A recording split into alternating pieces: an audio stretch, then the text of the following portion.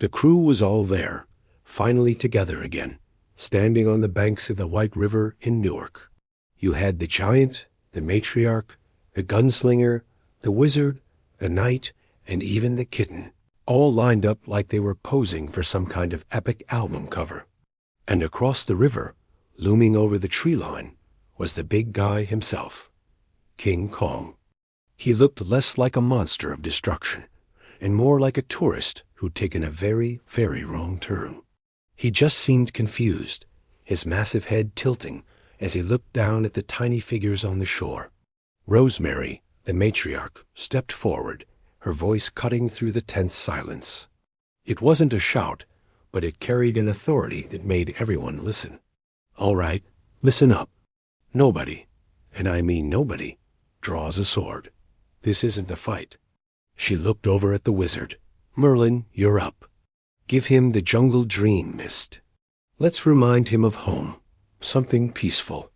Merlin nodded, his hands already beginning to weave intricate patterns in the air. A faint emerald green vapor starting to swirl around his fingertips. Rosemary then turned to the brawn of the group. Tom, you and the knight, your job is structural integrity. If he so much as sneezes, I don't want those buildings behind us turning into a pile of dominoes. Keep everything standing. The knight gave a sharp, single nod, his hand resting on the pommel of his sword, not as a threat, but as a promise to protect.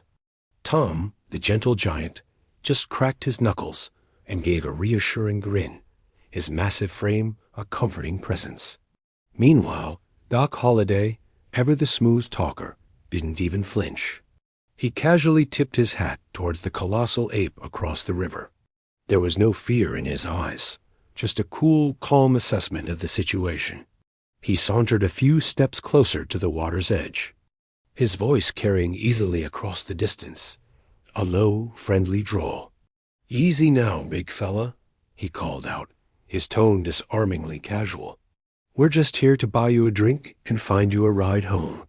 Kong's massive brow furrowed slightly, his attention zeroing in on the small man in the hat.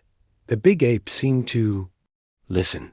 The standoff was on, but it wasn't a battle of weapons. It was a battle of wits, magic, and a whole lot of unexpected charm. Thanks for watching, and don't forget to hit that subscribe button for the next chapter.